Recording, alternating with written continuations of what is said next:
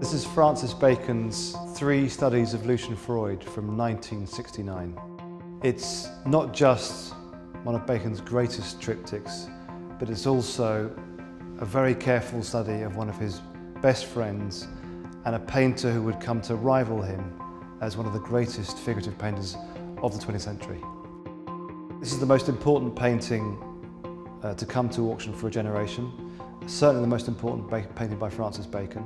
And I think that you see here Bacon trying to show Freud what he could do.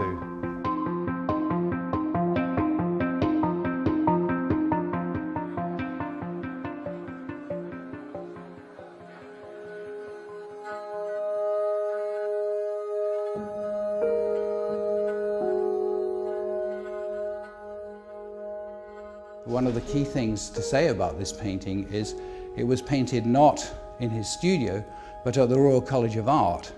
That is because at the end of 1968, George Dyer, who by then his relationship with Bacon was very shaky, he was feeling rather neglected and rather sad, he was having a lot of trouble with drink, and he got very angry about something and smashed up the studio entirely in Rees Mews. And there's a lot of damage and Bacon couldn't work there simply. So in January 1969, an artist friend who taught at the Royal College spoke to the rector, Sir Robin Darwin, who said, can Bacon use a space here? So for the next 6 months he did.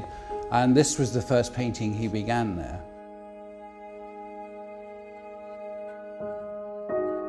There was lots of photographs taken by John Deacon of Lucian Freud, sitting on a bed which sat for Bacon's immediate pictorial models for nearly all of the paintings he did of Lucian Freud. But in fact, Bacon often conflated different things in a painting. First of all, there was always an argument between himself and Lucian about who sat cross-legged like this. The actual photographs in cross-legged poses are not of Lucian. There's a series of George Dyer. So the cross-legged thing is really a conflation of images of Lucian on the bed and here George Dyer on the seat in the studio. But forget any other sources outside. Bacon's main source is the paintings of Francis Bacon. And in the end of it, the magic and the greatness is really in his paint. We should really only talk about his paint, of course, and it's always at its most intense on the flesh and on the figure.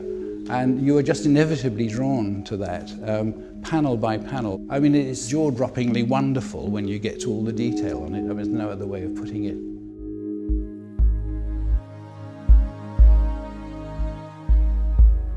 Having painted the face with the ultimate of passion and energy and intensity, he takes the strongest black line straight through Lucian's face, which is kind of almost perverse and yet simultaneously wonderful.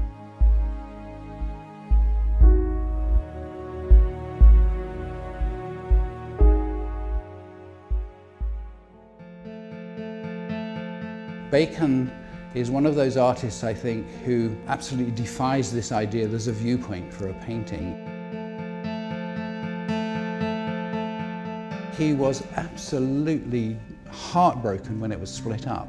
And he wrote, I mean, there are letters in existence saying it makes no sense unless it's back together. It was conceived as a triptych. So it was kind of wonderful when, really due to the efforts of one person, isn't it, true to say, who made the effort to try and get all the 3 parts back together again, which is as you now see them.